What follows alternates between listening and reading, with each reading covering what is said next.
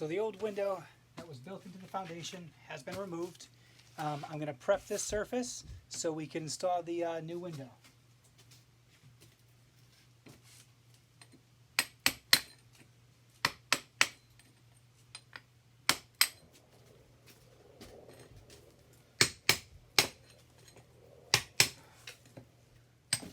So here's the new window.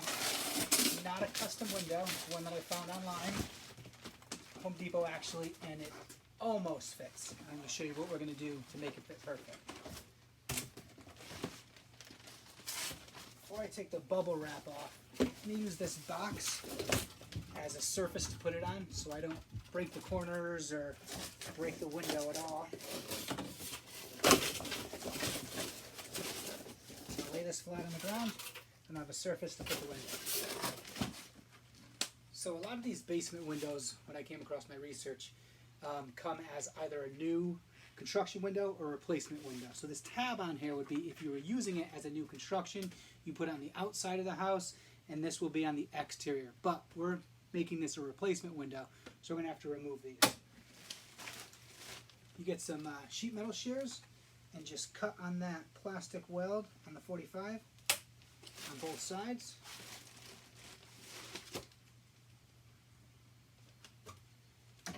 Then you'll take a new blade, nice sharp utility knife. You're going to score it on one side.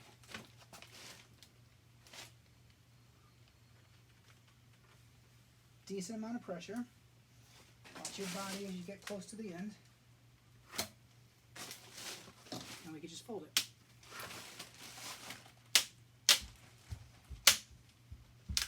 That'll peel right off. If you need to use the razor to clean off any high points, you can do that. We'll do that for the rest of the sides.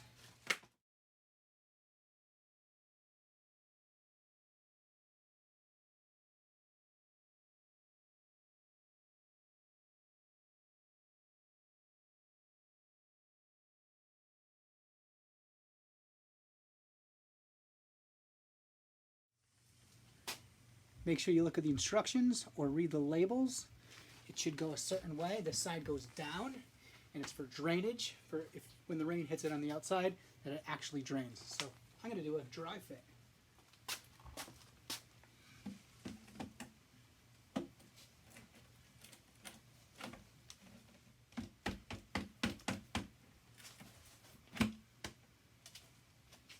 Okay, I see a couple high points on the foundation here, and I'm going to try to clean up some of the paint because it's a little bit tight.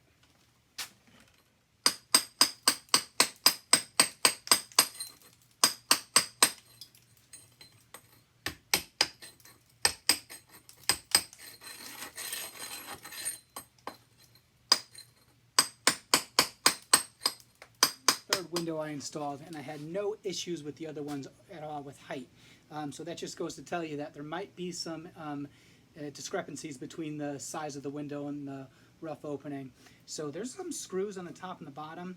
So what I did with a screwdriver, I was able to chip out a little bit of a space right here, just to give me another 1/8 of an inch or so that I'll need to get this window in. I also took a utility knife and cleaned up these corners because these welds kind of popped out a little bit, just to kind of give me a little space to kind of get that in, and we'll see what happens.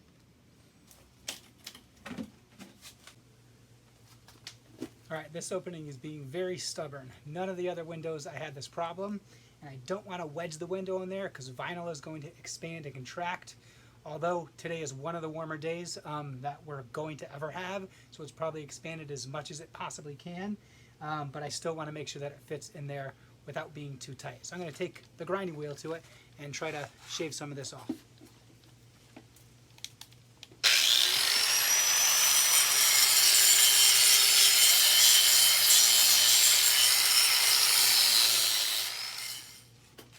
Now I could be taking big chunks out of here and just re-pour concrete, but I'm trying to avoid that at this point. So you can see I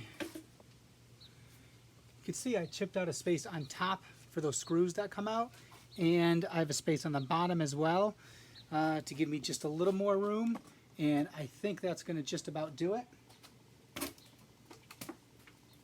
I've also remove the sliding part of the window to make this a little bit lighter and easier to work with.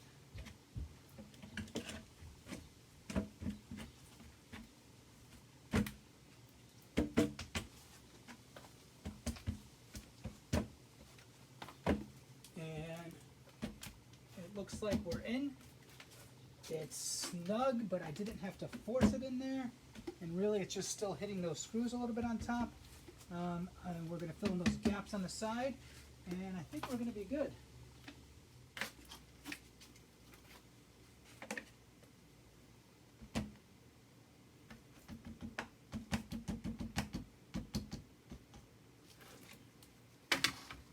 So I knew off the bat that my ref opening was an inch wider than my window. So I needed something at least half an inch or less on each side. The best thing that I found that was PVC, so it wouldn't rot, was just PVC base molding. And the actual size is half an inch. I'm going to rip it so it's the thickness of the window. And really, I only need to do it where the screws are. So when I put the screws in, it's not bowing the window outwards. So I just need to be somewhere within that space.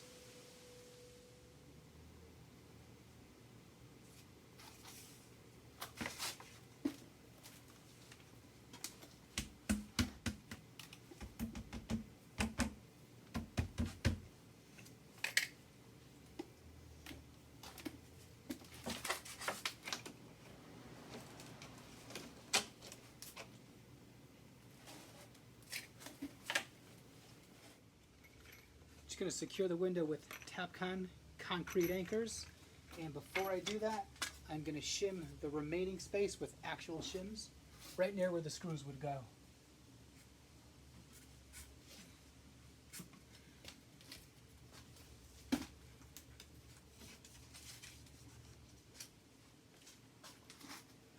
And again, you want it snug but not too tight so you're not bending the frame of the window. If you have a hammer drill, that's going to help get through the concrete.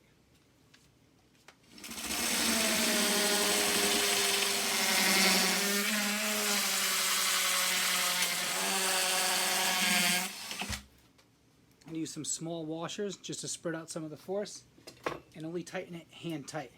Not really much of a structural load on here, and I don't want to strip them in the concrete.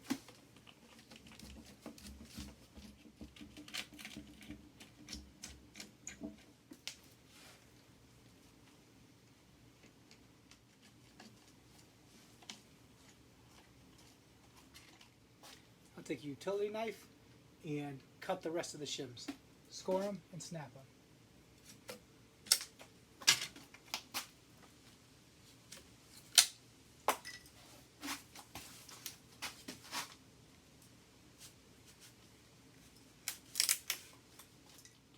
Now the window is pretty much all done. It's installed, it's secured. I'm going to put the screen and the sliding window in, make sure that it works, and then we'll trim up the outside. Because I have such a big gap on both sides, I'm going to trim up with 3/4 inch wide, quarter round. PVC, of course. It will not rot, and I don't need to paint it.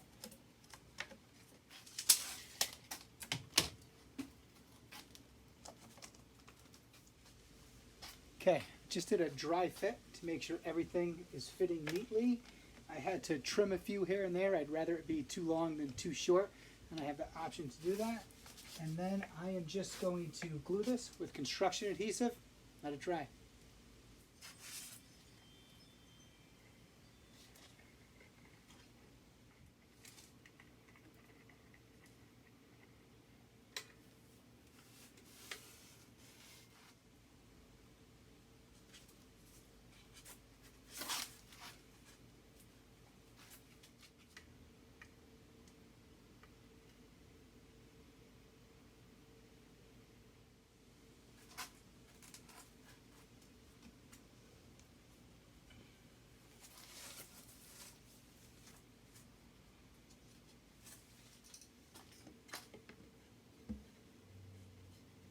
And this is just to put a little force on it while the glue dries.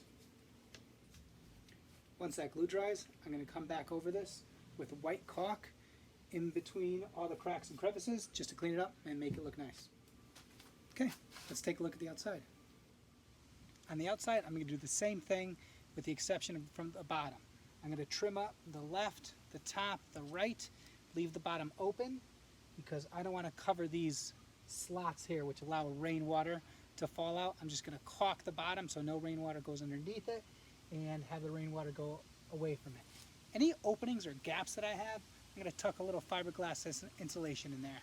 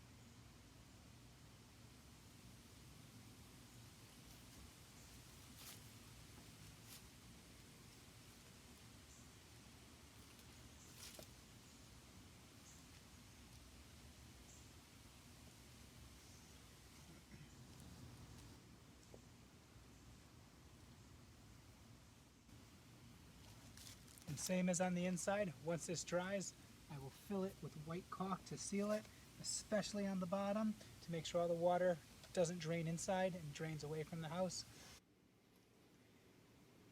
I went ahead and let the adhesive dry overnight. I didn't want to seal it with caulk, not allowing the moisture from the adhesive to evaporate. So now that that's completely dry, I'm going to caulk around all the edges.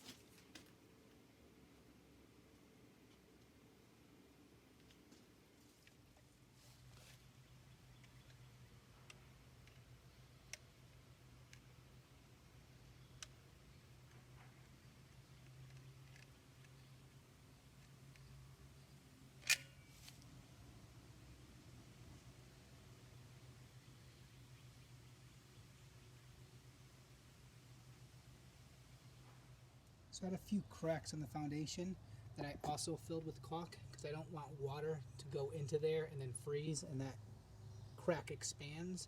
And normally I would use clear caulk, but as I said before, this is going to be hidden, so I just went ahead and used the white caulk. But basically, this is our finished exterior product.